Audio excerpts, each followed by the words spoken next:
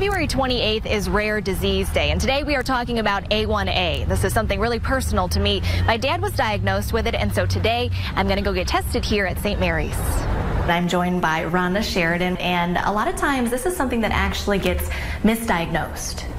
Alpha-1 antitrypsin is a protein that your liver produces, and it goes to the lungs to fight off infection.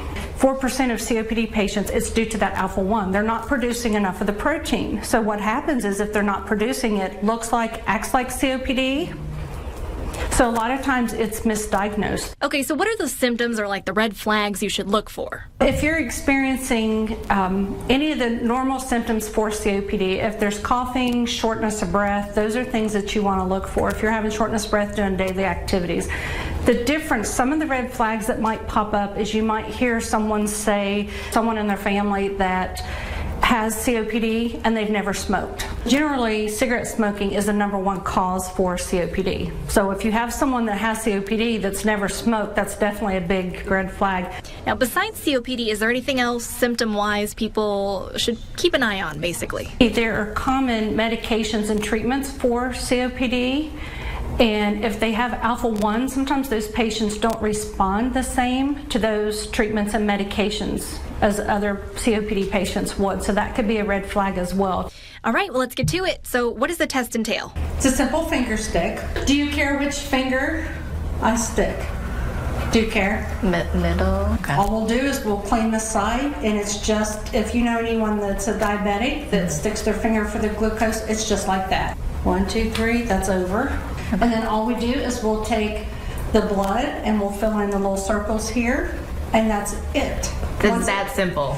It is that simple, yes. And then once it dries, we put it in an envelope, zip it out to a lab. And it'll be back in about Usually 2 weeks. It takes about 2 weeks to come back, and what the results are going to tell you, it'll tell you the amount of the alpha-1 concentration, the protein concentration that your body's producing, but it will also tell you the genes that your parents have passed down to you. Okay, so we know it's hereditary, but is anyone, say, more prone to getting this? Anybody can have it. That's the purpose for testing, because you just don't know. But we do know that it is hereditary, so it's important to look for some red flags. But generally, it's not until they think that they have the COPD or the emphysema that it kind of comes to light that it could be due to the alpha-1 protein. So anyone that comes into our program that has lung problems, then we do go ahead and test them for the alpha-1.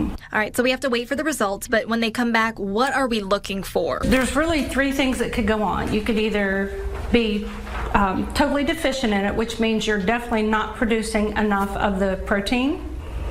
And if that's the case, that's when you would want to be on the replacement therapy. Then you also have a carrier. And that's generally what most people are. And what the difference would be is you're producing enough of the protein to where you're able to fight off infections and you're doing fine, but your parents have passed down a gene. So you have one normal, one abnormal gene. That would make you a carrier. So the treatment for that would be to live a healthy lifestyle. You don't want to smoke, because what happens is if you have a normal and an abnormal, that would put you at higher risk for lung problems than someone that's got the normal genes.